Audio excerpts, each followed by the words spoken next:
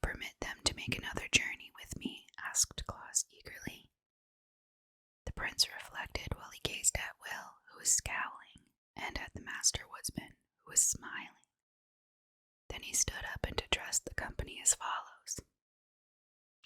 "Since you all urge me to grant the favor, I will permit the deer to go with Claus once every year on Christmas Eve, provided they always return to the forest by daybreak. He may select any number he pleases, up to 10, to draw his sledge, and those shall be known among us as reindeer, to distinguish them from the others. And they shall bathe in the pool of Nereus, and eat the casa and grawl and marbon plants, and shall be under the especial protection of the Fairy Queen. For a generous deed lives longer than a great battle, or a king's decree of a scholar's essay, because it spreads and leaves its mark on all nature, and endures through many generations." Hello everybody! Welcome back to my channel, ASMR Sleep ZZZZ.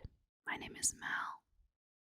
I really was procrastinating today in doing this recording. I don't know why. I have no good excuse except I just wanted to be lazy. And I'm finally forcing myself to do it.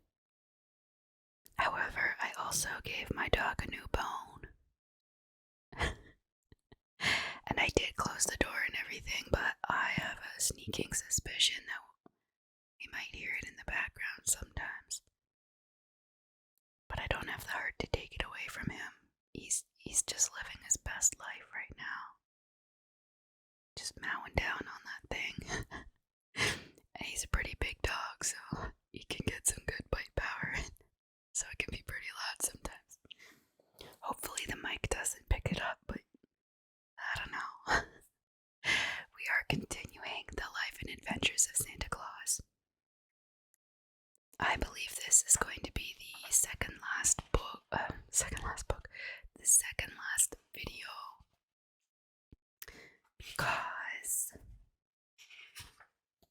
because we are starting with Christmas Eve, and then how the first stockings were hung by the chimneys, then the first Christmas tree, and then that's the end of manhood, and then it's old age. So really I think we'll be doing these 3 chapters tonight, and the next video will be the old age. So let us head over to page 81. I forgot during this entire time to get out my bookmark, but it's not that big of a book, so we've made do. Alright, so if you haven't been here to listen to the other chapters, I will put up the playlist, so you can start there first. And don't forget to like and subscribe if you're enjoying my channel and the content, as well as leave a comment and let me know how you feel about the story. It is, again, in case you haven't seen any of the other videos, this is written by the same author as The Wizard of Oz, L. Frank Baum. So, let's get going. Chapter 10th, Christmas Eve. The day that broke, as Claus returned from his night ride with Glossie and Flossie, brought to him a new trouble. Whale Nook, the chief guardian of the deer, came to him, surly and ill-tempered, to complain that he had kept Glossie and Flossie beyond daybreak, in opposition to his orders. Yet it could not have been very long after daybreak, said Claus. It was 1 minute after, answered Will Nook, and that is as bad as 1 hour. I shall set the stinging gnats on Glossie and Flossie, and they will thus suffer terribly for their disobedience. Don't do that, begged Claus. It was my fault. But Will Nook would listen to no excuses, and went away grumbling and growling in his ill-natured way. I find this very interesting because time really doesn't matter to these creatures otherwise. So it's kind of funny because they're immortal. Time really has no meaning to them. So I find it really weird. For this reason, Claus entered the forest to consult Nestle about rescuing the good deer from punishment. To his delight, he found his old friend, the master woodsman, seated in the circle of nymphs.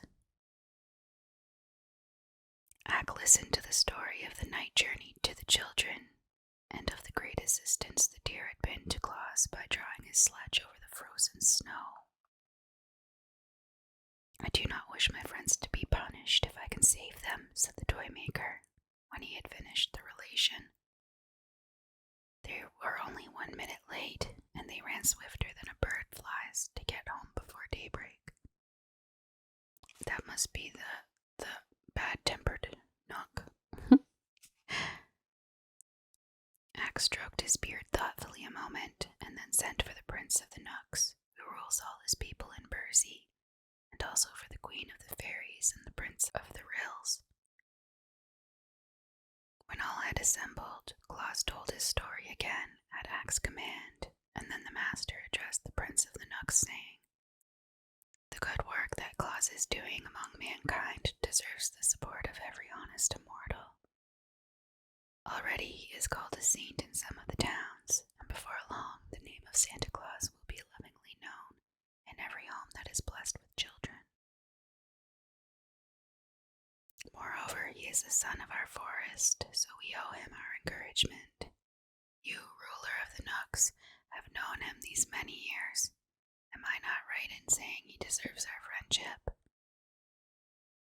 The prince, crooked and sour of visage, as all Nooks are, looked only upon the dead leaves at his feet and muttered, "You are the master woodsman of the world."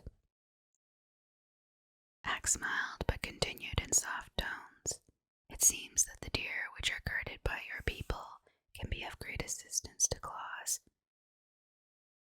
And as they seem willing to draw his sledge, I beg that you will permit him to use their services whenever he pleases." The prince did not reply, but tapped the curled point of his sandal with the tip of his spear as if in thought. Then the fairy queen spoke to him in this way, "If you consent to Ak's request, I will see that no harm comes to your deer while they are away from the forest." And the prince of the rills added, "For my part, I will allow to every deer that assists Claus the privilege of eating my casa plants, which give strength, and my grawl plants, which give fleetness of foot, and my marbon plants, which give long life."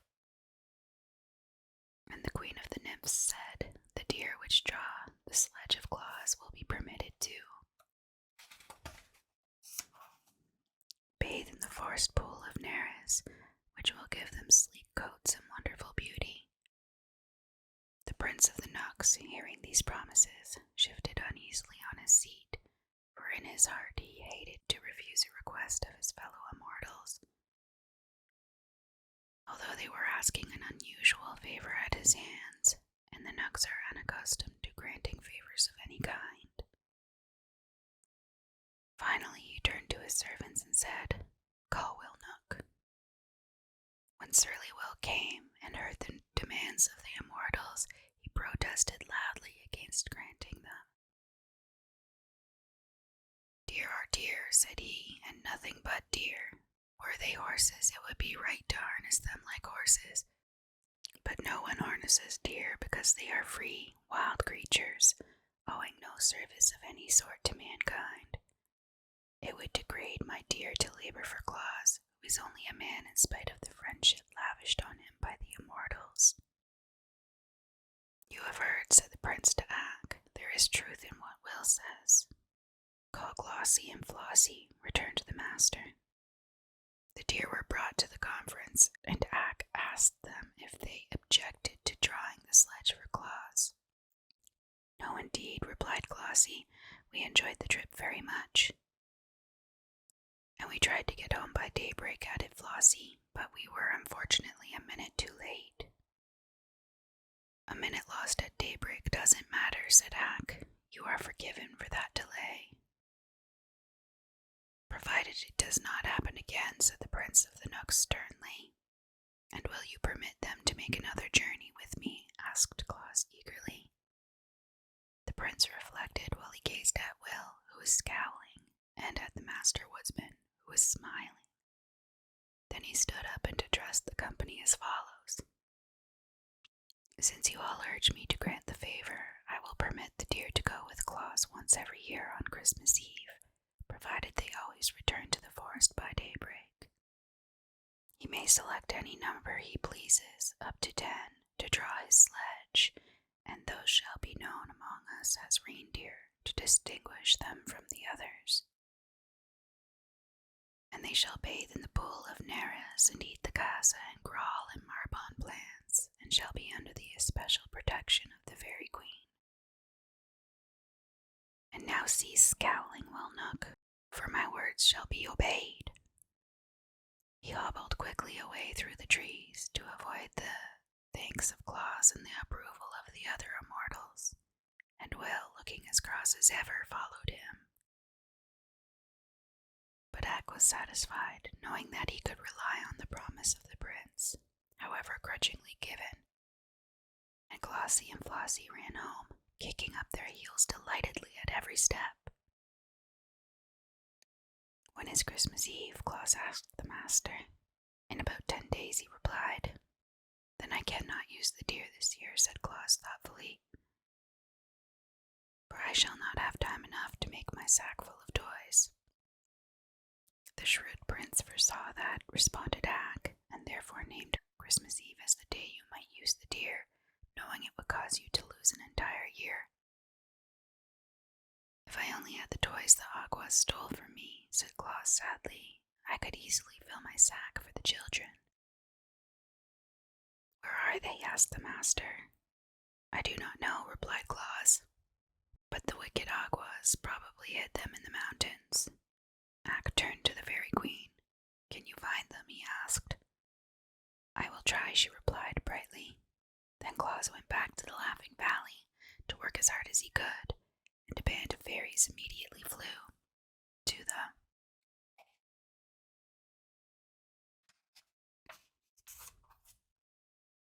mountain that had been haunted by the Aguas and began a search for the stolen toys.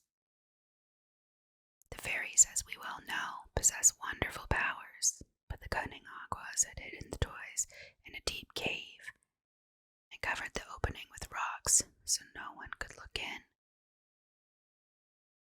Therefore, all search for the missing playthings proved in vain for several days, and Claus, who sat at home waiting for news from the fairies, almost despaired of getting the toys before Christmas Eve. He worked hard every moment, but it took considerable time to carve out and to shape each toy and to paint it properly, so that on the morning before Christmas Eve, only half of one small shelf above the window was filled with playthings ready for the children. But on this morning, the fairies who were searching in the mountains had a new thought.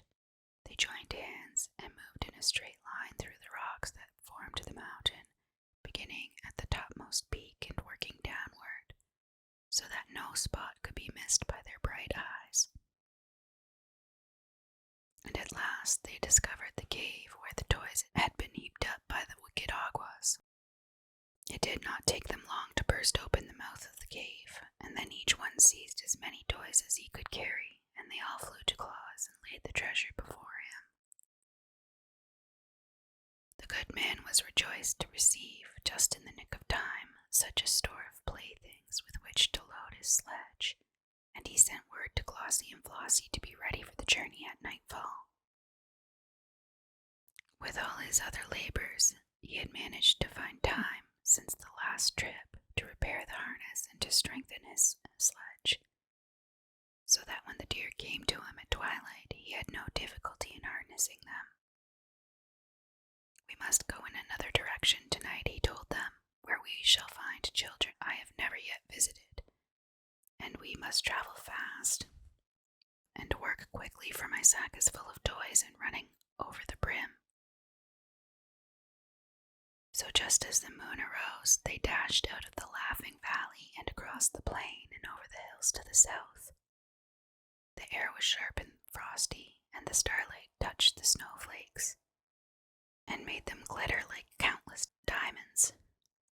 The reindeer leaped onward with strong, steady bounds, and Claus's heart was so light and merry that he laughed and sang while the wind whistled past his ears. With a ho ho ho, and a ha ha ha, and a ho ho ha ha he. Now away we go o'er the frozen snow, as merry as we can be. Jack Frost heard him and came racing up with his nippers. But when he saw it was Claus, he laughed and turned away again. The mother owls heard him as he passed near a wood and stuck their heads out of the hollow places in the tree trunks. But when they saw who it was, they whispered to the owlets nestling near them that it was only Santa Claus carrying toys to the children. It is strange how much those mother owls know. Claus stopped at some of the scattered farmhouses and climbed down the chimneys to leave presents for the babies. Soon after, he reached a village and worked merrily for an hour, distributing playthings among the sleeping little ones. Then away again he went, singing his joyous carol. Now away we go o'er the gleaming snow, while the deer run swift and free. For to girls and boys we carry the toys that will fill their hearts with glee. It makes me wonder what tune he was putting to these words when he was writing.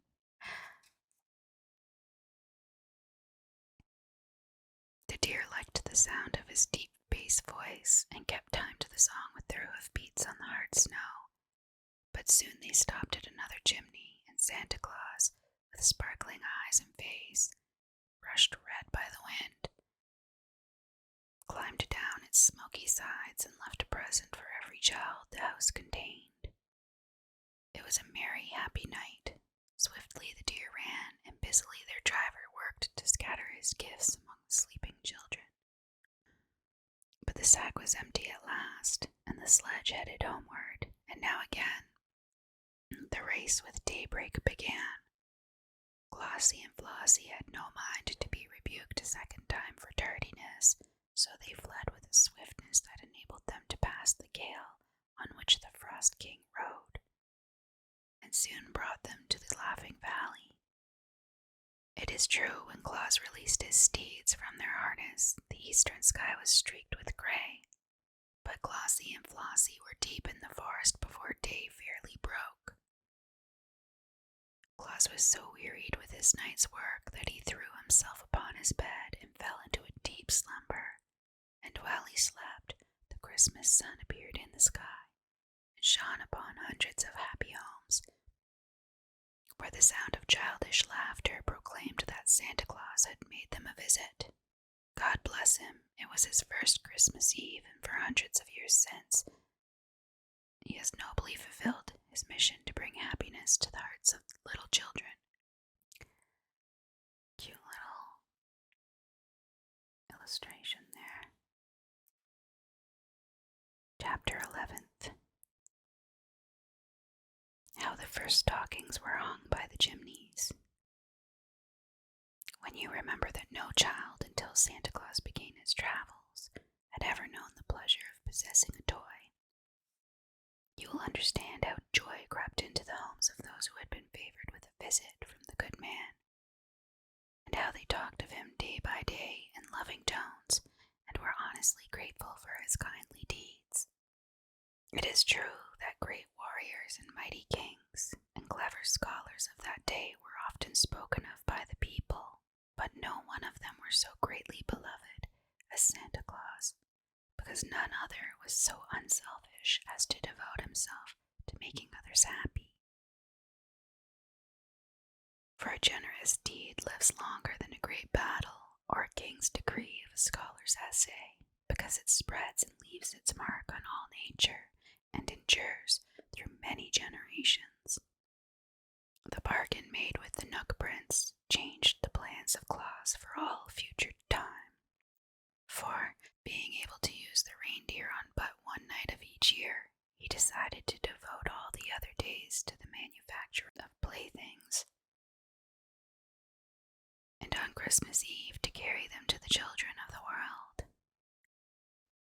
year's work would, he knew, result in a vast accumulation of toys.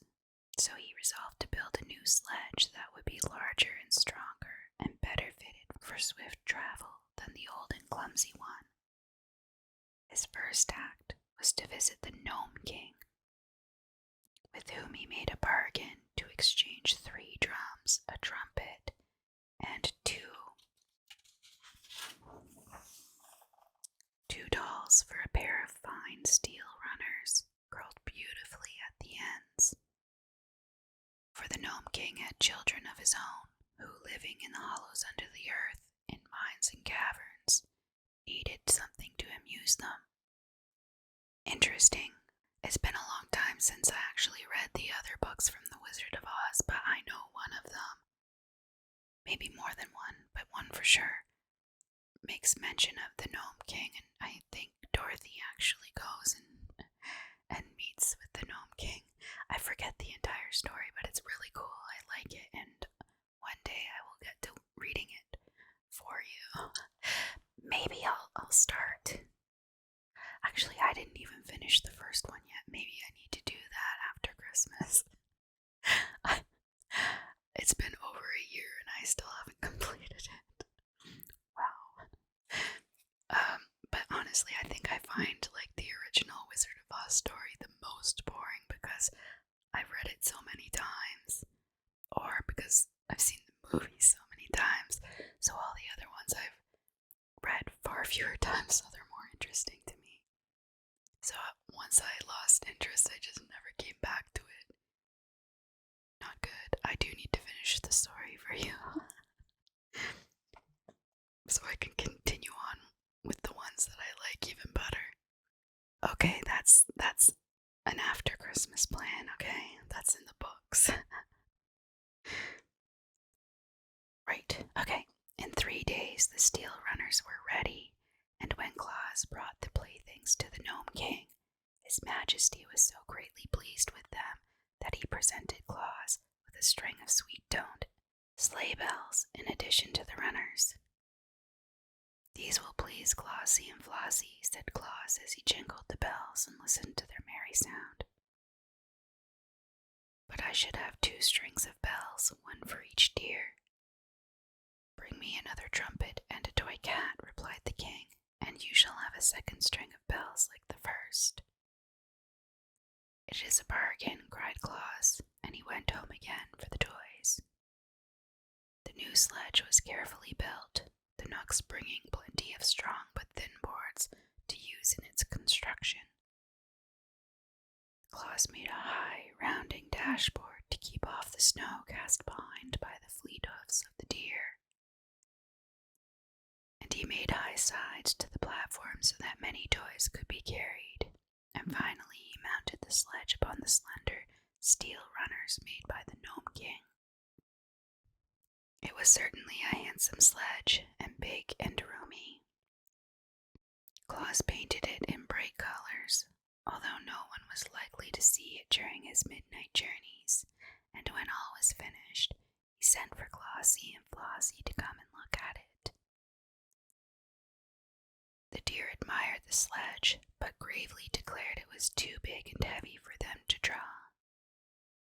"We might pull it over the snow to be sure," said Glossie, "but we would not pull it fast enough to enable us to visit the faraway cities and villages, and return to the forest by daybreak." "Then I must add 2 more deer to my team," declared Claus after a moment's thought. "The Nook Prince allowed you as many as 10. Why not use them all?" asked Flossie. "Then we could speed like lightning and leap to the highest roofs with ease." "A team of 10 reindeer," cried Claus delightedly. "That will be splendid. Please return to the forest at once and select 8 other deer as like yourselves as possible. And you must all eat of the casa plant to become strong, and of the grawl plant to become fleet of foot, and of the marbon plant that you may live long to accompany me on my journeys. Likewise, it will be well for you to bathe in the pool of Nereus, which the lovely Queen Zerline declares will render you rarely beautiful.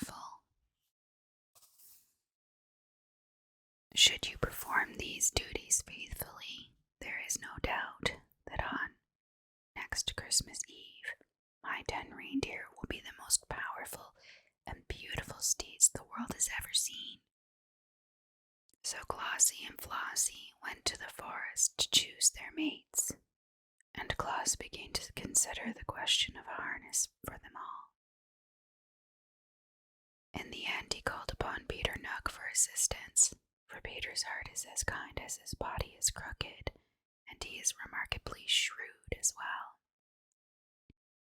And Peter agreed to furnish strips of tough leather for the harness. This leather was cut from the skins of lions. Whoa! What? That had reached such an advanced age that they died naturally. Oh, okay. Phew. And on one side was tawny hair, while the other side was cured to the softness of velvet by the deft Nooks. When Claus received these strips of leather, he sewed them neatly into a harness for the 10 reindeer, and it proved strong and serviceable, and lasted him for many years. Well, we just learned that today, that the harness is made from lion hide. Who would have thought? The harness and sledge were prepared at odd times, for Claus devoted most of his days to the making of toys. These were now much better than the first ones had been, for the immortals often came to his house to watch him work and to offer suggestions. It was Nestle's idea to make some of the dolls say Papa and Mama. Really? A nymph made that idea. Interesting. It was a thought of the Nooks, too. Put a squeak inside the lambs.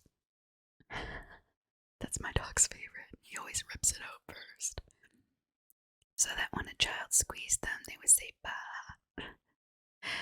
And the Fairy Queen advised Claus to put whistles in the birds so they could be made to sing, and wheels on the horses so children could draw them around. Many animals perished in the forest from one cause or another, and their fur was brought to Claus that he might cover with it the small images of beasts he made for playthings.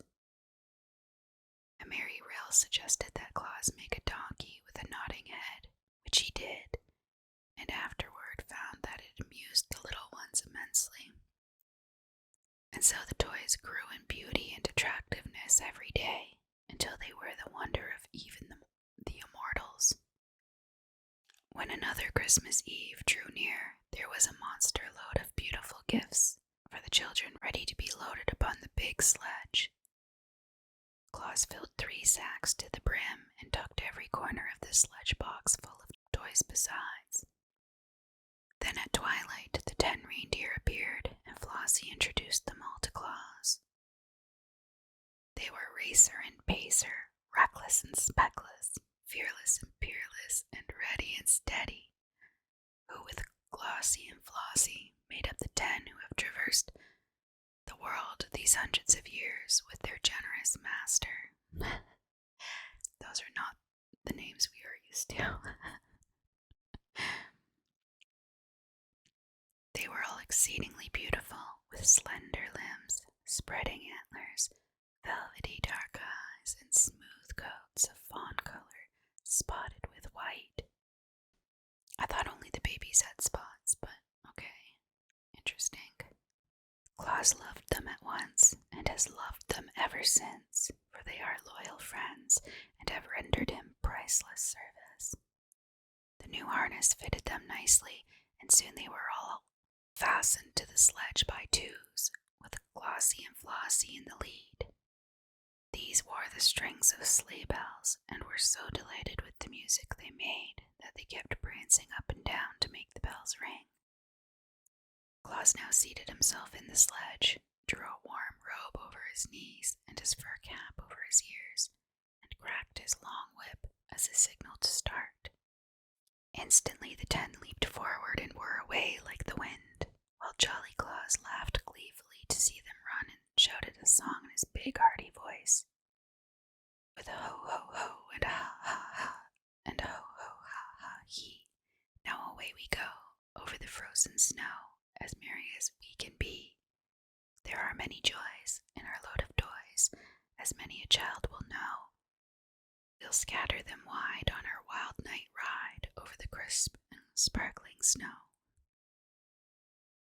Now it was on this same Christmas Eve that little Margot and her brother Dick and her cousins Ned and Sarah, who were visiting at Margot's house, came in from making a snowman, with their clothes damp, their mittens dripping, and their shoes and stockings wet through and through. They were not scolded, for Margot's mother knew the snow was melting, but they were sent early to bed that their clothes might be hung over chairs to dry. The shoes were placed on the red tiles of the hearth, where the heat from the hot embers would strike them, and the stockings were carefully hung in a row by the chimney, directly over the fireplace. That was the reason Santa Claus noticed them when he came down the chimney that night, and all the household were fast asleep. He was in a tremendous hurry, and seeing the stockings all belonged to children, he quickly stuffed his toys into them and dashed up the chimney again, appearing on the roof so suddenly that the reindeer were astonished at his agility. I wish they would all hang up their stockings, he thought, as he drove to the next chimney. It would save me a lot of time, and I could then visit more children before daybreak. When Margot and Dick and Ned and Sarah jumped out of bed next morning and ran downstairs to get their stockings from the fireplace, they were filled with delight to find the toys from Santa Claus inside them. In face, I think they found more presents in their stockings than any other children of that city had received, for Santa Claus was in a hurry and did not stop to count the toys. Of course, they told all their little friends about it, and of course every one of them decided to hang his own stockings by the fireplace the next Christmas Eve. Even Bessie Blithesome, who made a visit to that city with her father, the great Lord of Lurd, heard the story from the children and hung her own pretty stockings by the chimney when she returned home at Christmas time. On his next trip, Santa Claus found so many stockings hung up in anticipation of his visit that he could fill them in a jiffy and be away again in half the time required to hunt the children up and place the toys by their bedsides. The custom grew year after year and has always been a great help to Santa Claus, and with so many children to visit, he surely needs all the help we are able to give him. That's cute. Actually, I think the stockings were always my favorite because you never know when you're reaching in what little thing is going to come out next. I was always kind of obsessed with that. Alright, this is going to be the last chapter for the night. Chapter 12, The First Christmas Tree. This should be interesting. Claus had always kept his promise to the Knooks by returning to the Laughing Valley by daybreak. But only the swiftness of his reindeer has enabled him to do this, for he travels all over the world. He loved his work, and he loved the brisk night ride on his sledge and the gay tinkle of the sleigh bells. On that first trip, with the 10 reindeer, only Glossie and Flossie wore bells, but each year thereafter for 8 years, Claus carried presents to the children of the Gnome Gang.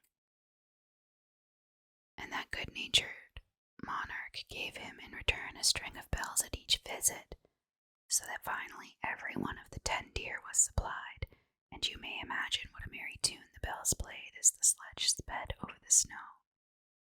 The children's stockings were so long that it required a great many toys to fill them, and soon Claus found there were other things besides toys that children love, so he sent some of the fairies, who were always his good friends, into the tropics, from whence they returned with great bags full of oranges and bananas, which they had plucked from the trees. And other fairies flew to the wonderful valley of Funnyland. That's hilarious. Where delicious candies and bonbons grow thickly on the bushes, and returned laden with many boxes of sweetmeats for the little ones. These things Santa Claus on each Christmas Eve placed in the long stockings, together with his toys, and the children were glad to get them, you may be sure.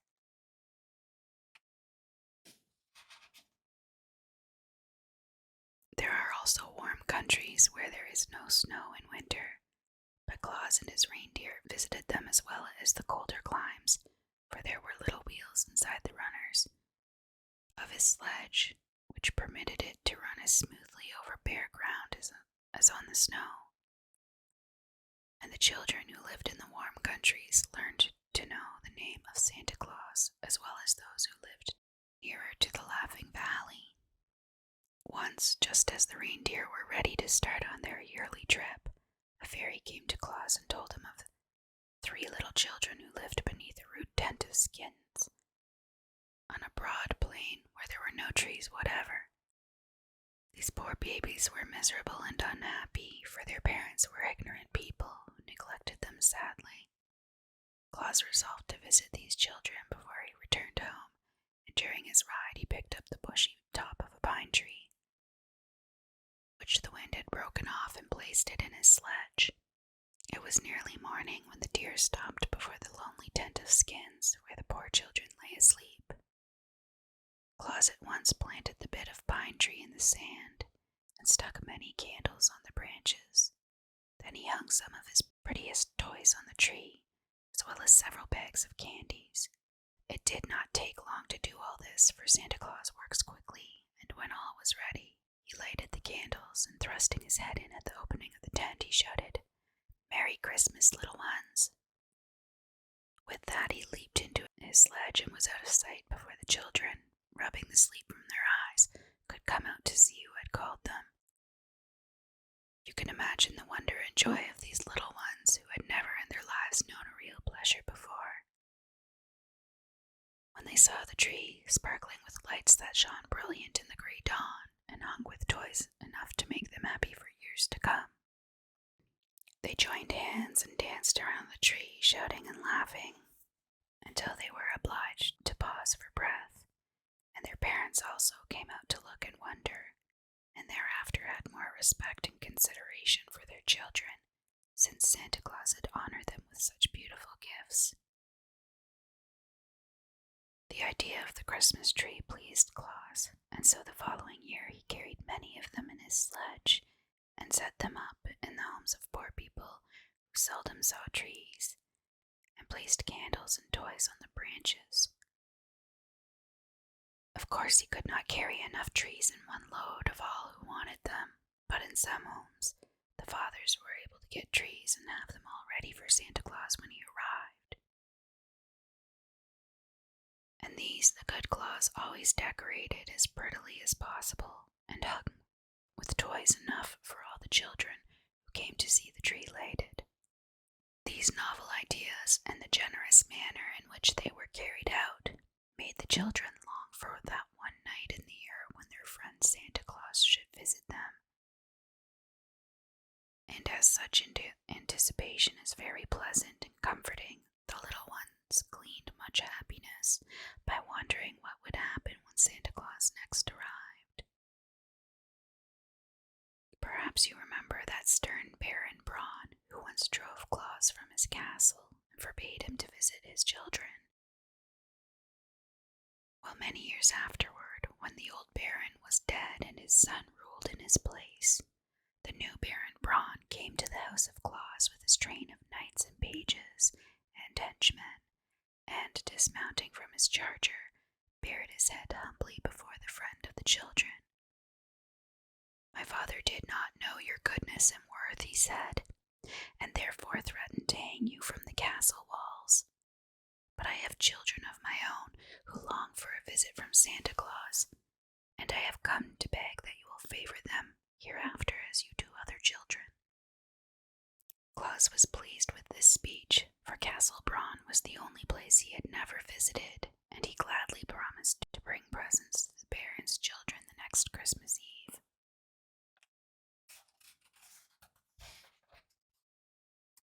Now that's cute. The Baron went away contented, and Claus kept his promise faithfully. Thus did this man, through very goodness, conquer the hearts of all, and it is no wonder he was ever merry and gay, for there was no home in the wide world where he was not welcomed more royally than any king.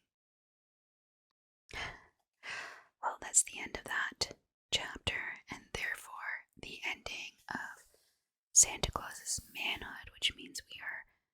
finishing next video the 3 chapters of his old age. And I have no idea what they will tell us, so we will find out together. So, if you enjoyed this story, be sure to like and subscribe to my channel. It really helps my video get seen, especially when you comment. I love comments, by the way. I try to respond to everyone. At the end of this video, you'll see the playlist of all the videos of this story, specifically. Thank you so much for watching, and I will see you again next time.